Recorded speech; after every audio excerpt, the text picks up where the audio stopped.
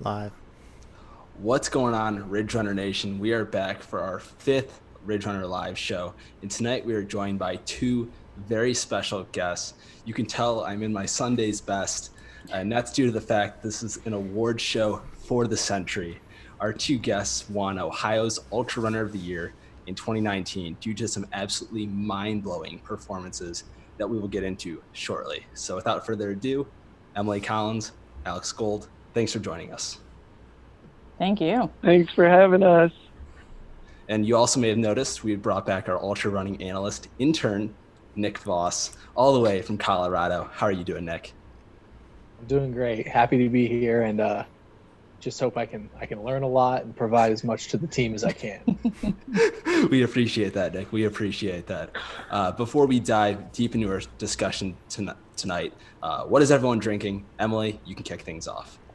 Yeah, I am having the Grim. This is a Brooklyn beer. It's an Imperial Stout. Very delicious. Awesome. Alex? This one's from Milwaukee. It's called Miller Lite. I guess we were out of all our good beers, so yeah, pretty good. Love it. Nick? Oh, I guess in a true intern fashion, I've just got the good old jar of ice water, Denver Municipal Water. There you go. Maybe when you turn 21, we can get you your first beer. Yeah, looking forward to it. And John? I have got myself some BrewDog, some good old-fashioned Elvis juice. It's a pretty delicious beer. It's been growing on me a lot lately. Awesome. And I've upped my game this week. Really took it to the next level with the Sierra Nevada Pale Ale. So super excited to be drinking this Better one. than Alex. Yeah. Yeah. Well, normally that's my go-to. We'd probably just switch drinks for the evening. But so Ridge Runner Nation wants to know, before we dive into the races and whatnot, who are you guys? Maybe people have seen you at races. They've seen your really impressive times and results, but they don't really know who you are. So just kind of give a brief overview about who you are and what you do. Emily, you can start things off. Okay. Wow, I am an environmental attorney. I started a law firm, a public interest law firm in Pittsburgh, and practice in Akron, Ohio. And we represent people who are in really bad situations related to their environmental quality. And,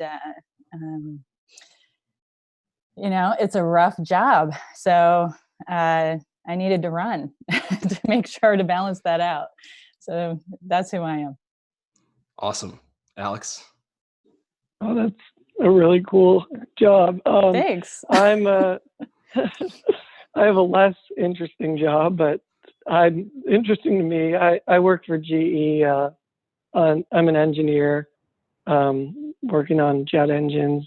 I just graduated college. I ran cross country and track at Illinois, and I loved it. It was a really cool experience, but kind of the whole time I was running, I was excited to start running ultras, but I knew I had to enjoy my time running track and cross country, and now I'm living the dream running ultras. So, yeah. Awesome. Yeah, we're glad to have you in the ultra scene. I know maybe some other people aren't excited that you finally made it on the scene, but we're definitely excited that you made it. Ridge Runner Nation, as always, if you guys have any questions for our two guests tonight about training, what they're up to for the year, and just any questions in general, make sure to throw those in the chat and we'll relay them along to them. So just get things started, your first run. When did you start running and why did you decide to start? Alex, if you want to start there. So I really started running in high school. I was a big basketball player, but I didn't have a fall sport. And right before my freshman year, when I was in 8th grade, I watched my older brother run at the state track meet in the 4x8. And it was like the coolest thing ever, I thought. So I was like, I'll give cross country a try in the fall. And then sure enough, my coach convinced me to quit baseball and basketball, and I was all in on running ever since. So awesome. Yeah, it's a crazy how like sometimes you start with a different sport and you actually find your way into running. I know a similar thing happened to me. It's kind of just like grow up playing multiple sports and you eventually find one you're really passionate about. So that's awesome to hear. Yeah, for sure. Emily? Oh boy, I started running pretty early. I grew up in rural County, Ohio, which isn't too far from where I am now. And I think I started running around fifth grade after reading about a girl about the same age as me who ran a marathon, and I wanted to try it. So I went out with my dad and tried to run a marathon, I think. And I think I might have gotten about 800 meters and realized that I really wanted to be a sprinter. So I ended up being a sprinter in high school. Didn't really try to do anything in college. Went to law school and realized that, running is what I kind of needed to do just to feel alive. So I ended up training for marathons for the most part for a while, and then discovered the ultra scene not too long ago. So Awesome. So yeah, you said you discovered the ultra scene. How did you find the scene and what made you decide to do ultras after being so interested in the 800-meter dash? yeah, right. It's so I think a lot of people discover it the same way. It was more socially than anything. So just started hanging out with trail runners and realized that it was something that I really enjoyed. So I think I moved to the Akron area right around 2014, and there's such a rich trail running scene here. It was pretty easy to jump into the scene, and once you run a 50K, it's a fast track to 100. So it didn't take me long. Awesome. And then Alex, what about you? Obviously, right out of college, how did you decide I want to run ultras right away? I think it was when I was reading Born to Run, and then I heard about Scott Jurek, and then I read his book. One of my buddies told me to when I was in high school, and just like hearing the stories of what he went through in those races, I really connected with that because I just thought running was such a cool adventure, and ultras just seemed so much cooler. And so ever since high school, I've wanted to run ultras, but I just didn't think it would be the smartest thing for my college career. And I pretty much would have gotten kicked off the team. So I kind of was just like, you only get one chance to run in college. So I just waited out. But I've been wanting to run ultras for a while now. So I'm just happy to finally start. That's amazing. That's totally new. It seems like to have somebody in college thinking about ultra running. That's great. And so, Alex, you're right, because all my college teammates definitely thought I was a moron. So none of them agreed with me. Was 2019 the first year of you running ultras, or did you do an ultra in 2018? So I graduated 2018.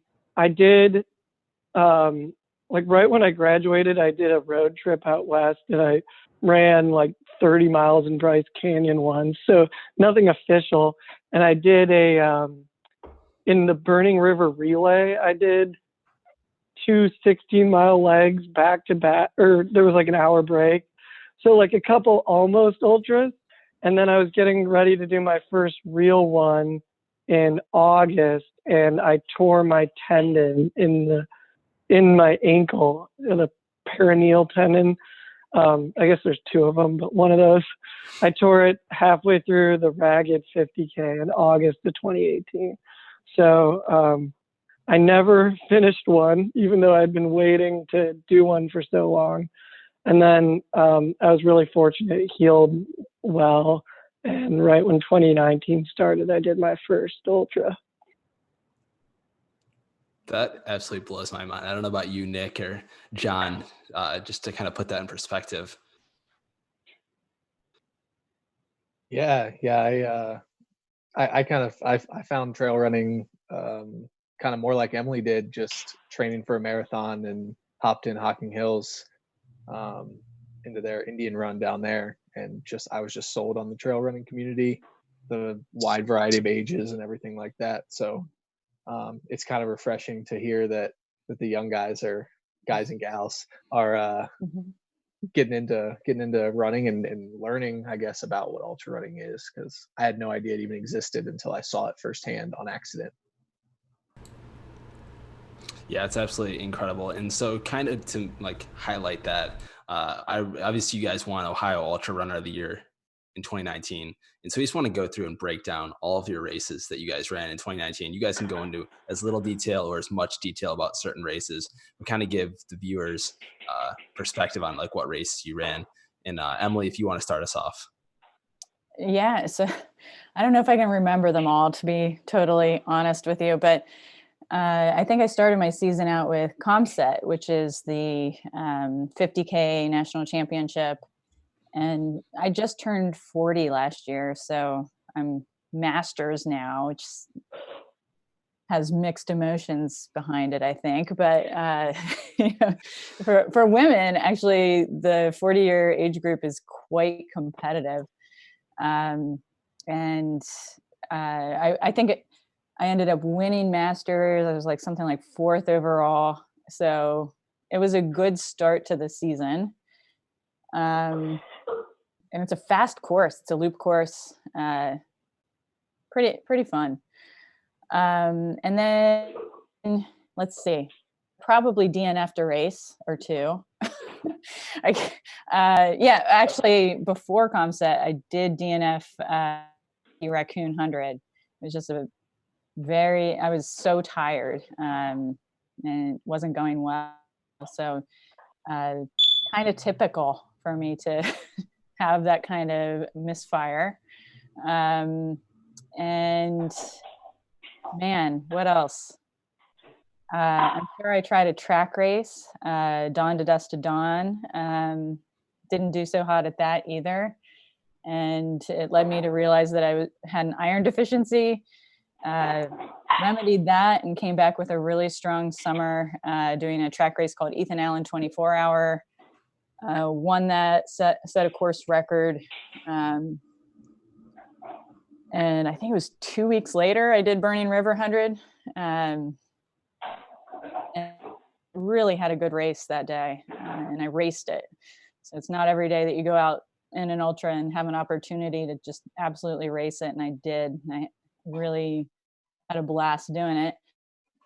So you won Burning River 2 weeks after setting a course record at Ethan Allen 24 hour. I did. Yeah, that's it was absolutely fun. Incredible. It was fun. Thank you. Yeah, that kind of thing is hard. I remember Alex Del Zoppo at the very beginning of Burning River stopped me for a second and said, "Are you recovered?" And I think I said something like, I doubt it. I don't think so. You know, I have no idea if I'm recovered. So I just went for it. Played it pretty easy for the first 50. It was a really hot day, and knew I didn't want to race until about mile 75. So I started my race then, and it worked out pretty well. And then the big thing that I did last year was the Spartathlon. So it's an international race in Greece.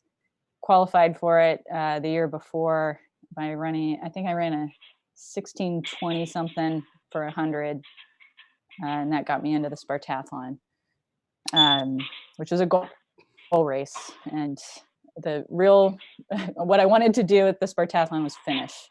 So I accomplished that, and it was such an incredible experience. I can't recommend racing in Europe more than after doing that. So yeah, it was a good year.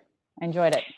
So some of our viewers may not know what a Spartathlon is. I personally only know it from your results and kind of doing some research into it. I'm sure Nick knows all the details of it, but tell our audience what that race is all about. So the Spartathlon is 153 miles. It literally tracks the course that a runner messenger used. Historically, we're pretty sure it was Pheidippides. who ran from the Battle of Marathon to Sparta for the purpose of asking the Spartans for their help with. So he was asking the Spartans to help the Athenians, right, to secure essentially modern day democracy. kind of an important run. However, the Spartans apparently agreed, and then they were on holiday for a day or something and didn't show up, and they won the battle anyway. So Phidippides ran back, is how the legend goes. So he ran not just 153 miles, but quite a bit more. And then, it's the Battle of Marathon. So there was actually another runner who went from Marathon to Athens to say, hey, we actually won. And when he delivered that news, he dropped dead. So there's a lot of history behind it. It's really, cool to kind of have the myth behind it while you're running. And everyone in Greece still, very much supports this idea of storytelling along with the race. So it's a fun one. It's a really fun one. It's hard, but it's fun. That's absolutely crazy. The first time I heard about it was from Nick. He was trying to break it down to me a little bit. Yeah. And just absolutely crazy out of that. Yeah, that's a really impressive result too. I think what was 17th? I think you were 17th female. I know that you guys had mentioned something about what place I was, and I didn't even know, but I just reviewed my ultra sign up results before the show, and I guess I was in the top 20. So I didn't. Wow. Yeah, that's super impressive. Well, thank you. Tell us about what the terrain's like there. So the Spartathlon is a road race. And once you hit 100 miles, you have to climb a mountain. So the terrain on the mountain is actually really, really difficult, at least for me. I've been talking to a bunch of my trail running friends about trying to get me better at running down scree, because I am so bad at it. But the back side of that mountain, it's just loose rock everywhere. So it throws you for a loop. But otherwise it's road, which can really get to you if you're just pounding pavement the whole time. And it takes you through, just modern day Greece. So we ran wineries outside of Athens. And I kind of like that. Some people really hate it, but I like the idea of, running through something real. And that's what you do, and including, olive groves and orange groves, all kinds of cool citrus. But there are goats running around here and there. It's a really cool race. Awesome. Alex, did you have a question you wanted to ask? Yeah. Do you know if Scott Jurek ran that one? I feel like I remember. Of course he did. Okay. Alex. Yeah. Kind of won it. Yeah. Yeah. I think he said that a was course the one record. where he faced off with that really good guy from. Okay. I can tell you're going to be the next Scott Jurek, Alex. Just the way you're headed already. This is getting ridiculous. I don't know about that.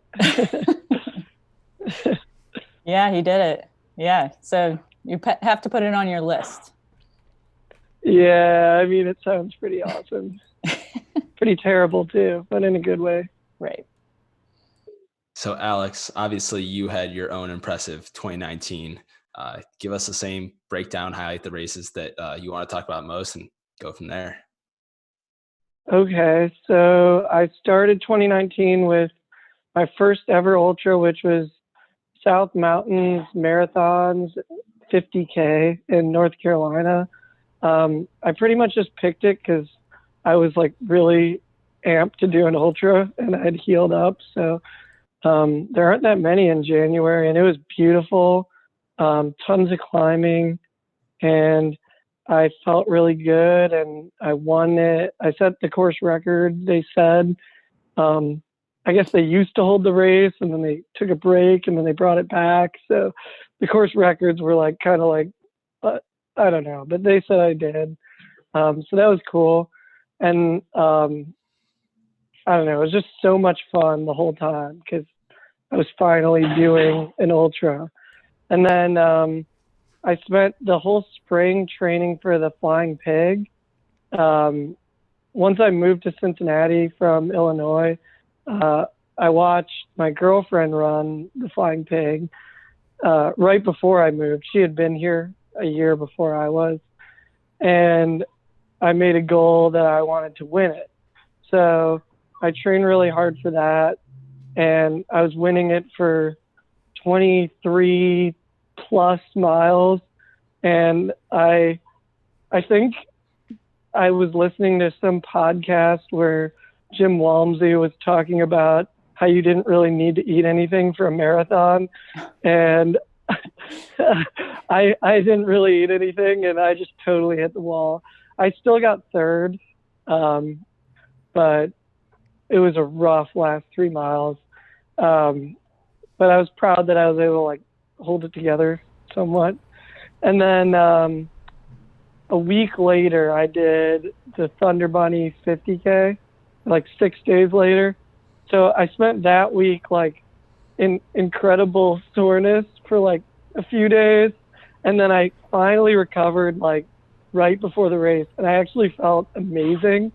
And I think it almost was like better because I was kind of using my training going into the Flying Pig for like 2 races instead of 1. It was like, you know, train for 1, get 2. And I felt amazing at Thunder Bunny.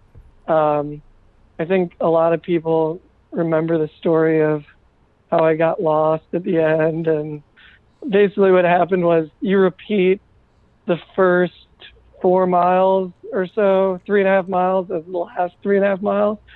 So I like pass a sign that says this way, like however many miles it was to the finish. And I'm calculating, I'm like, all right, I'm going to beat the course record by like 15 minutes. I felt so good. And, but one of the volunteers, I guess when we went through the first time, took the course markings down. And so there were no markings and I had no idea where I was going. And I went back and I asked someone a question and they were like, you go this way. And I did, but then I took another wrong turn, ended up at the finish like way before I was supposed to. And they were like telling me I broke the course record by like 25 minutes. And I was like, no, I definitely didn't do that. And then Mike was really good. He like figured out exactly what happened. They got the course markings up like before the second place guy had come through. So that was good. Like the whole race wasn't ruined. And I went back and finished. But the last 4 miles were pretty miserable, or however many it was, because I also had to run back. But I don't know. I'm really happy I finished because I feel like that's kind of what ultra running's about. You know, like it had went so well and there was not much adversity. And so it was kind of like, this is what I wanted when I signed up for ultra running. That was cool. And then what was next? Oh, so Mohican was after that. And that was a really good day. That was my first 50. And I was worried about nutrition and the distance and everything, but I had no problems. I felt so good the whole time. I did, at the very end, you're supposed to like turn off the first loop and go to the finish, but I followed where the people I was like passing that were still doing their second loop were going, and I ended up doing like 2 extra miles or 1.5 miles extra for that one as well, but I still got the course record. So that was a really good race. But then my 100 was a few months later. I did the Wasatch 100, and I had some injury issues going into that, and I didn't end up really training the way I wanted to, and that course is so hard. But all that adversity that I missed out on my Mohican race that went perfectly, I got that and more at Wasatch, and it was ups and downs, and that was really cool for a new ultra runner because I've never gotten to experience when you start feeling terrible and then that's not the end. You could like still start feeling good again. I mean, people had been telling me that, but I actually got to experience that. So that was really cool. And I finished, got 12th there. I would have liked to do a little better, but I was just pretty happy to finish my first 100.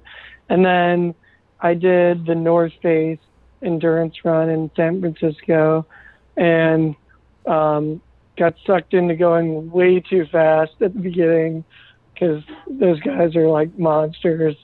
But I don't know, I just kind of grinded it out and I beat some good runners. I lost to some runners I would have wanted to beat, but I got 26 there, and it was just a good experience. Like my first year in general was just a good experience. Glad to be doing ultras.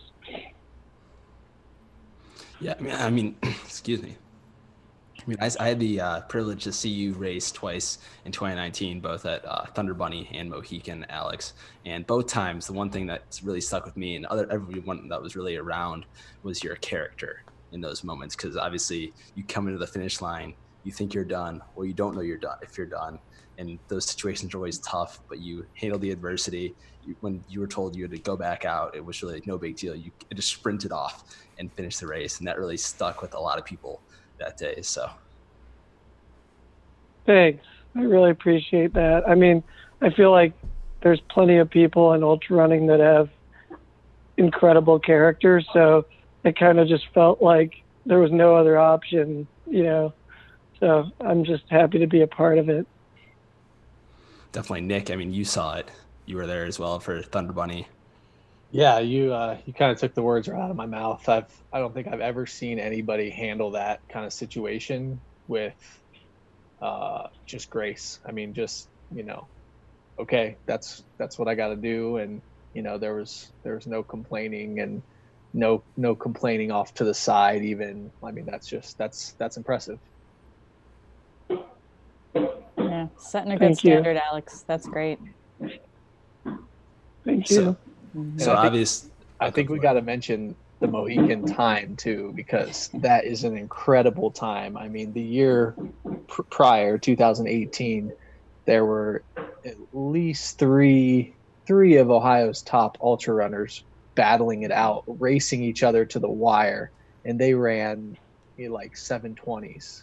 So for Alex to go, it was a 6:40 some in that race. That's really, really fast on that course.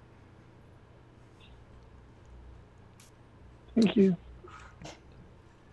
Yeah, I mean, obviously you guys had super impressive 2019s, but I know you guys aren't just going to settle and sit back in 2020 and let Ridge Runner Nation take Ohio's Ultra Runner of the Year this year. So I know you guys have some big plans on the agenda for the year. So I know that Emily has already ran one race. So talk about your experience this past weekend at the Jackpot Ultra. Sure. Yeah. So I went out to Jackpot thinking, man, it'd be nice to get a fast 100 in early in the season. Just kind of see what I can do at this. I'm feeling the strongest I've ever felt at this stage, this early, I suppose, in a season. And it was a total misfire for me. So that's kind of perfect. For me, at least. It's always great fuel to have failure, early and at any time, really. And I'm feeling physically so great.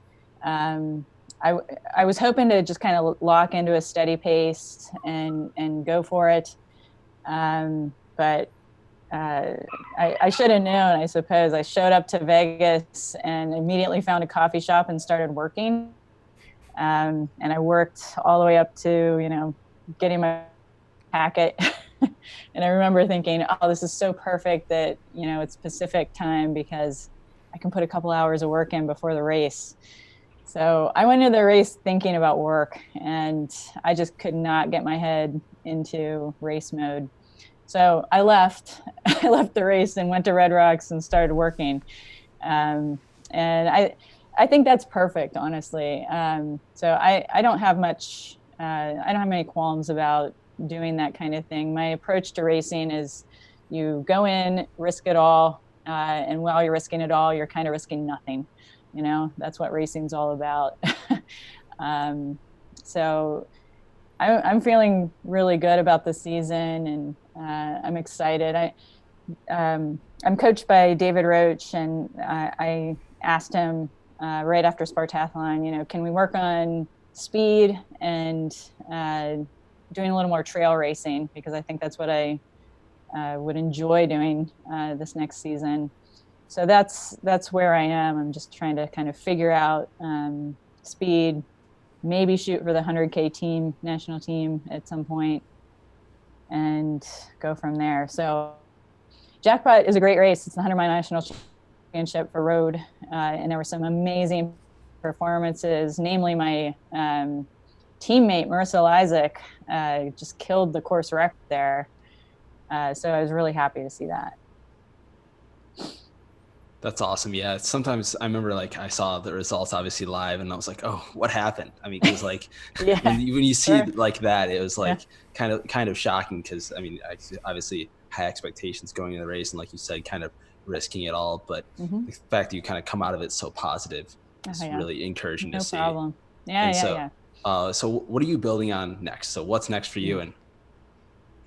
And good question. So I'm going to do a local race called the Super Bowl 50K Trail Championships, which is a fun race with good talent, really good local talent, in a couple of weeks. But then my main goal is the Umstead 100 coming up. I'm going to race Boston, and I'm actually going to try to do well at the Boston Marathon. We'll see how it goes.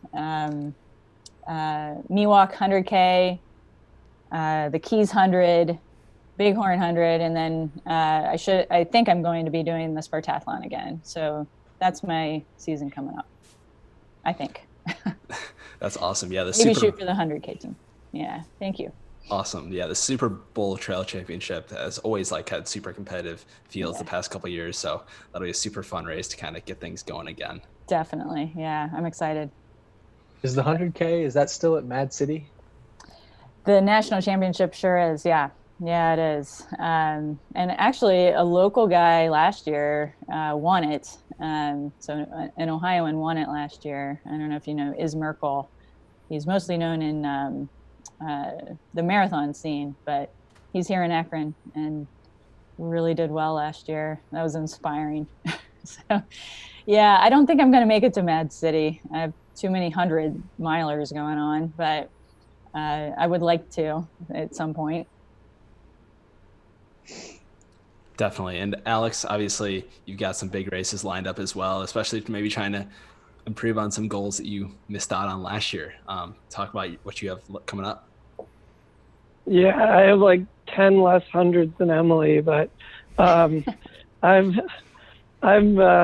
last year I talked about the flying pig briefly, but I decided it'd be fun. The guy that won it last year, we've actually become really good friends since, and we're both going to run it again, and a bunch of friends of mine are. So it's going to be a fun race, and I'd like to give it another go for the win. And that's pretty much the whole focus of my spring, but I am doing Iron Furnace a month before the half, which looks like it's going to be super competitive this year, so that'll be fun. I couldn't resist doing a trail race, waiting that long before my first trail race, so I decided to sign up for Iron Furnace. And then the focus for the second half of the year is on the Bear, 100 in Utah. I loved Utah and had a great experience at Wasatch, but I kind of had the feeling that could do a lot better. And it's cool that I'm going back to the same place generally and getting another chance to do well in a mountain 100. I did think about doing like a more local 100, but I've really always had this fascination with wanting to do well in a mountain 100. So I'm excited to go back to the Bear. And then I'm doing the Kettle Moraine 50K, which is last year. I don't know if you remember at Thunder Bunny, I got like my whole high school crew to do a 50K there. So that's our high school crew race this year. It's becoming a tradition, getting my girlfriend to do it. So, because she's resisted being an ultra runner for a while, but she finally gave in. And then I'm doing the Ragged 50K where I tore the tendon in my ankle in 2018. So that one's also got kind of like a past history. I guess all my races kind of do. So it'll be really fun, hopefully. Yeah, I mean, that's awesome. Kind of, you still have the fire underneath you to go back at some of these races and even perform at even higher levels. So it's going to be super exciting to see how it kind of shakes out for you. Obviously, you're coached also by David, correct, Alex? Yeah, so that's been a change for me this year. Last year, I was just coaching myself or failing to coach myself. I felt the second half of the year. I was like injured a lot of the time, and I was just like, I just made the decision that having a coach would probably make me happier overall, and also maybe help me feel like I'm racing more to my potential, because ultras are really hard to know how to train for. I don't know if you more experienced people feel like you figured it out, but I didn't feel like I was getting anywhere closer. So it seems like so many of the good ultra runners that I follow were coached by David, and he seemed like such a positive guy, which really matches with my personality. So I reached out to him about a month or two ago, and so far it seems like a really good fit, and I'm really excited to see where it takes me. Yeah, that's awesome. And for those that don't know, you've done some coaching in your time as well. Talk about that experience.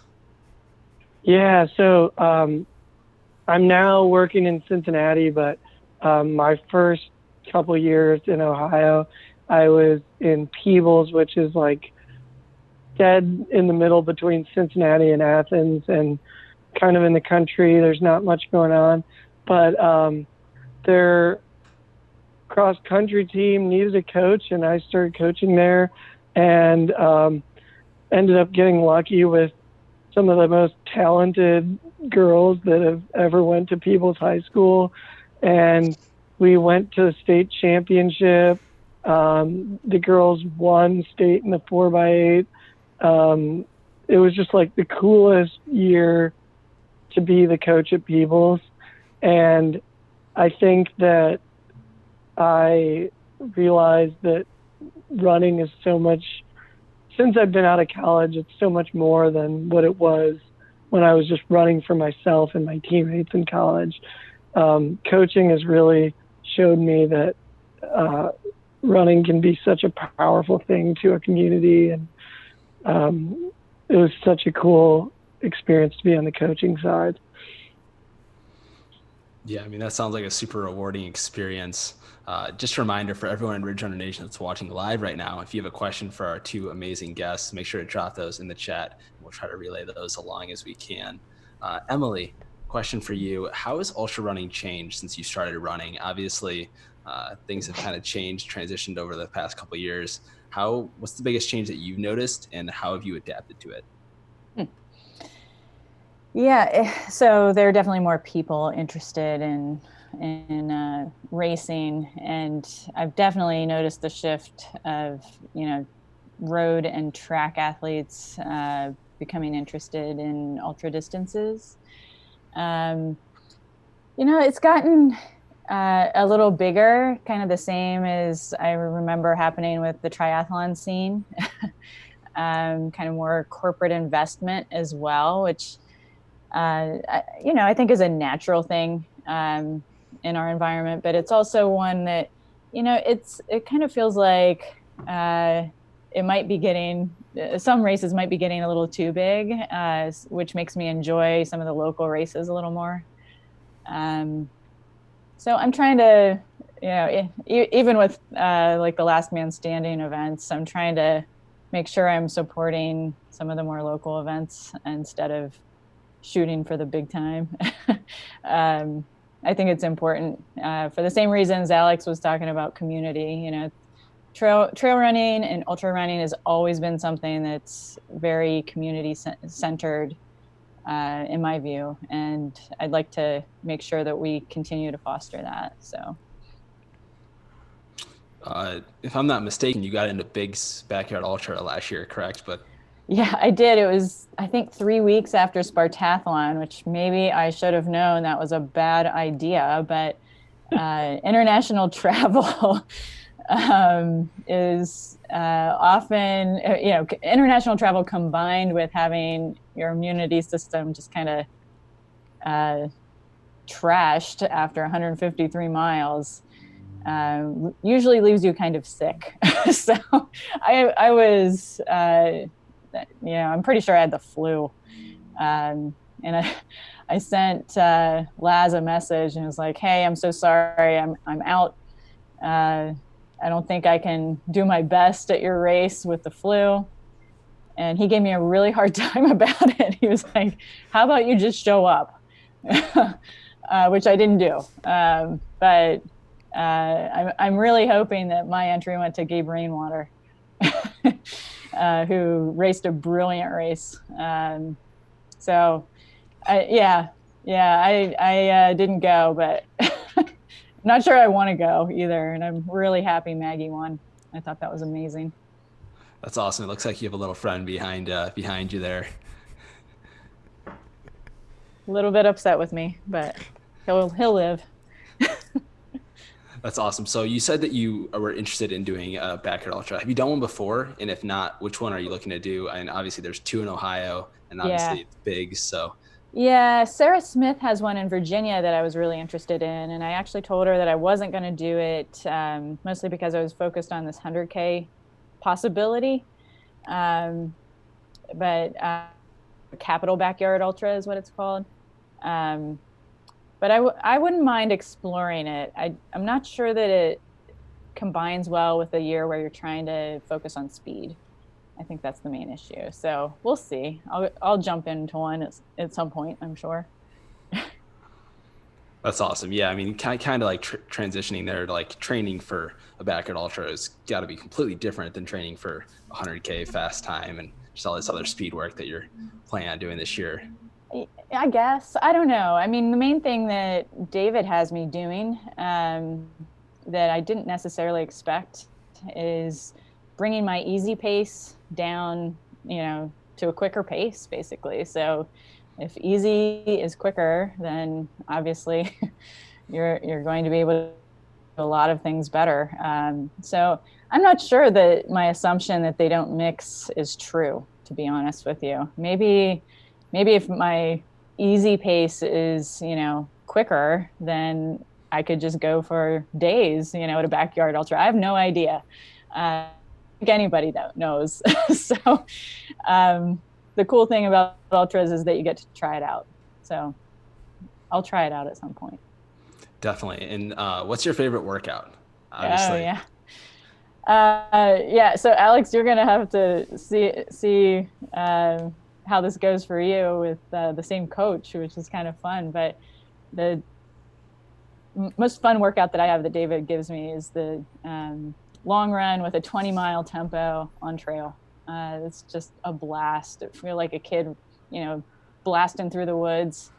And then you get the true ultra feel, after you blast through the woods in your long run of wow, that now it feels like my legs are about to die. So I love that. That's fun. Incredible. And just Alex, if you want to answer the same question, what's your favorite workout that you do to kind of keep things going? I wish I had a better answer because, you know, a couple of years ago, I was just a track athlete. So I loved what we called the Michigan workout, where you do a mile, 1200, 800, 400, and you just keep getting faster. And it was really fun. But I'm yet to find a good workout that I love in ultras. But I guess my favorite one that I did last year was a 3 mile tempo and then 5 by 1K up like a 5 or 6% grade hill. It was like so hard, but I don't know, something about hills where you throw times out the window and just kind of like what you were saying about trails, Emily. I mean, when you're doing a tempo on a trail, you're not able to look at splits on your watch, so you just stop looking at splits on your watch, which is part of why trail running is so much fun. And that's kind of how I felt about this workout. Yeah, I mean that's awesome to kind of hear that you guys obviously both have the same coach. You guys both are. You Emily kind of knows her favorite workout. Alex, I'm sure that you'll find one very soon. David's gonna get you one this week if he's listening. Oh, yeah. What is Yeah. kind of transitioning now? What is your proudest moment as a runner, and what made that moment so special for you? Obviously, we all go through ups and downs in races, and we've had good performances and bad performances. But what's the one moment that's just stuck out to you above the rest? And Alex, if you want to start. Okay, so my biggest moment so far as a runner was my 5K PR in college. I ran at Drake Realize, I ran a 14:17, which kind of just put me in a class of being a better runner than what I was before that race. And it just felt like I executed the race plan right, but really it was more the months and years of training leading up to that. Being a college athlete was really hard, especially balancing it with engineering. And that race was kind of the affirmation of all that hard work. And I mean, relating it to ultras, I'm yet to have a race where I feel like I prepared for it super well and executed a race plan super well. Mohican was the most perfect race for me, but at the time it was supposed to be like a tune-up for my 100. So I really want to have that race in an ultra where hopefully in 100 where it's like, yes, that went right. And obviously in 100, I don't think you can get it 100% right the way you came in a 5K, but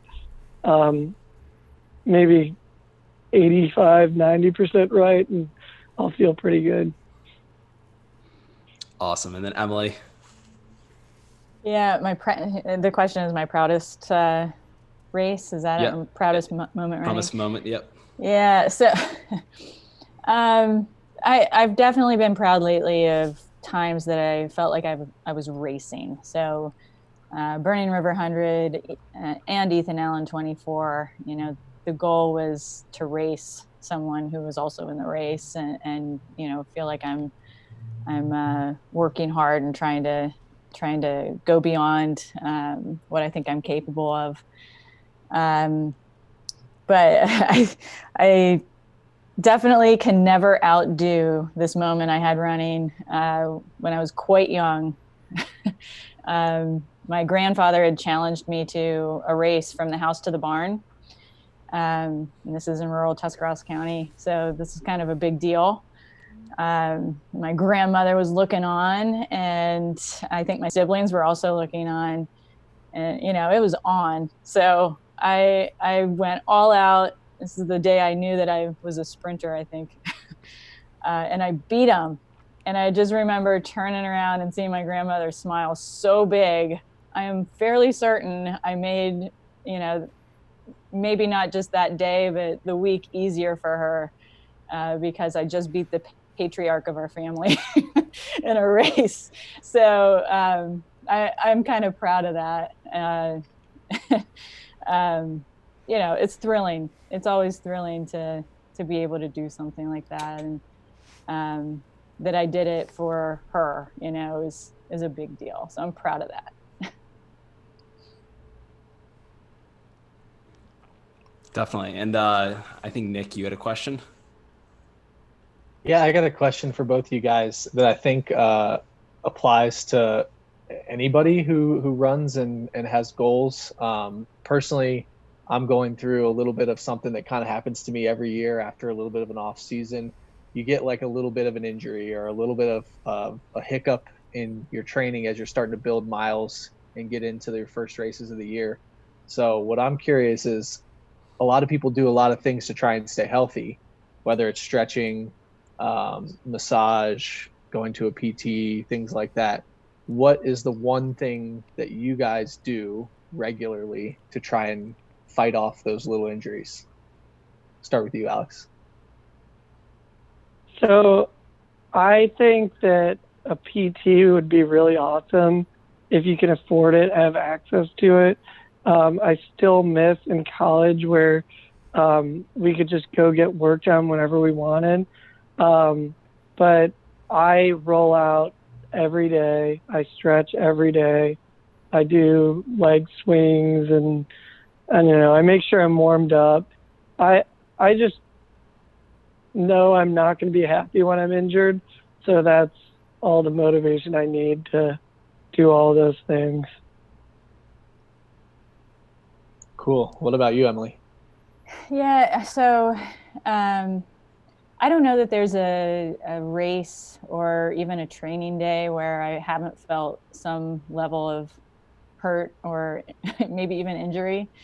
And I definitely use a PT regularly for dry needling, especially in problem spots. But I think there's something to realizing that you can run through a lot of this stuff, and I really realized that when I was doing multi-day runs. I've never raced a multi-day, but I've run across West Virginia. I've run from Pittsburgh to DC before, and doing those things, you kind of start to figure out that you can overcome a lot in any scenario. So your body can really adapt.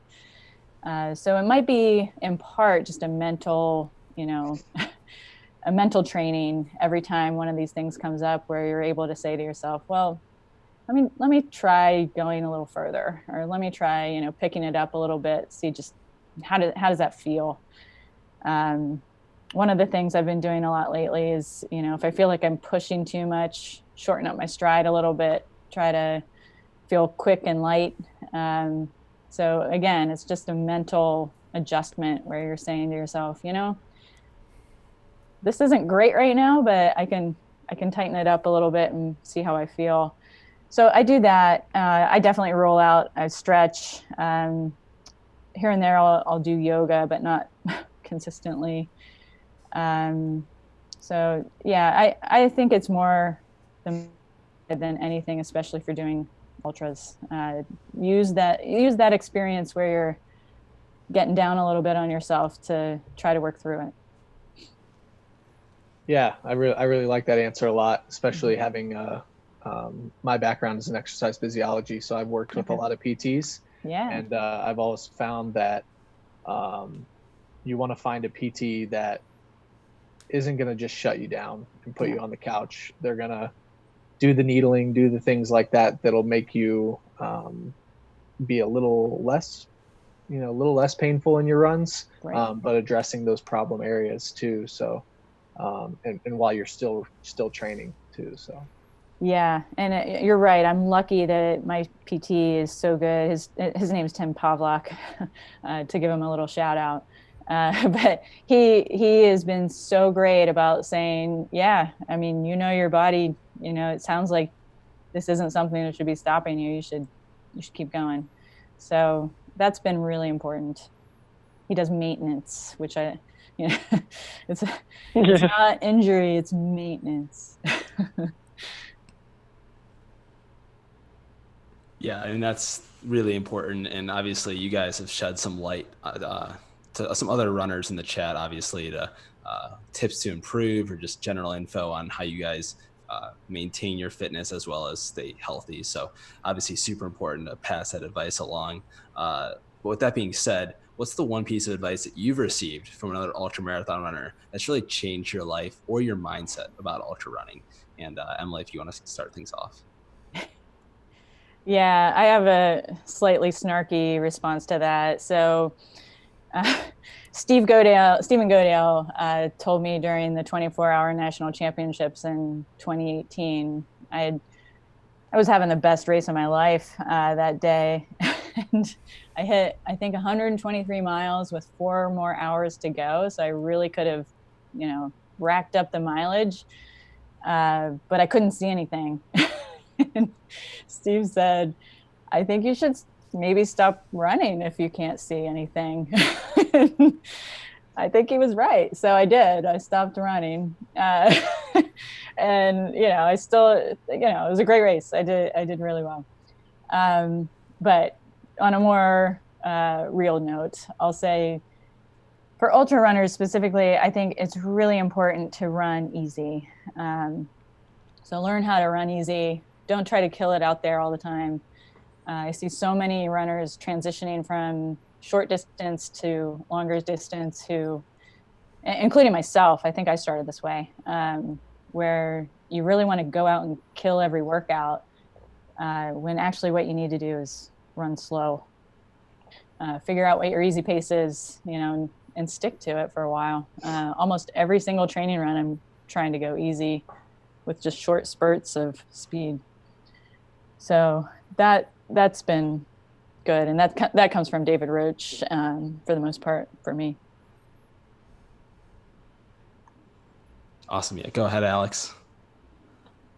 For me, in my 100, I just remember like being 45 miles in, and it was my first one, and I was starting to enter a big low because I didn't really know what I was doing. I don't think I was eating enough, but I remembered people telling me that just because it's bad right now doesn't mean it's not going to get better. And that was just my mantra, and it did get better. And it was really hard to trust that when I didn't really have any experience like that before.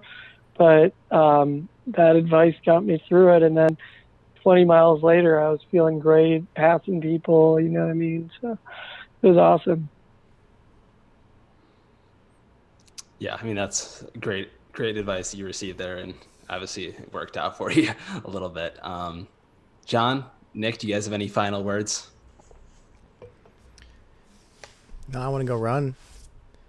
You guys have inspired me to go out and run for this evening, even though I probably should take a couple more days to recover from Sunday, but like I'm gonna go for it maybe to see what happens. Do it. Do it. Peer pressure's on, John. Peer pressure's on. Always that way. Well, we really want to thank you guys for joining the show tonight. We really enjoyed hearing your stories and all the adventures you have planned for this year. Where can people find you on social media if they're looking to follow you guys? I mean, I definitely post on Facebook under my normal name, and then on Instagram, I'm at Ripe Dandelion. Awesome. Alex? Also on Facebook and on Instagram. One of my college teammates made it for me, so don't judge. It's Gold Gets Buckets with Z's for the gets and the buckets. It's legendary. We'll make sure to put the your socials in the description of this video so people can find you guys, follow you along, and whatnot for this year. Nick, as always, thanks for joining us. The weekly rundown is still to come this week, as more exciting guests on Virgin Art Live are also coming up in the future. So if you haven't subscribed to us on YouTube, make sure to hit that subscribe button so you don't miss anything. Thanks again for coming on, guys, and we'll see you guys next time. Thank you. Thanks, Wes. Thanks for having us. We like your show. Yeah, for sure. Appreciate it, guys. Thanks.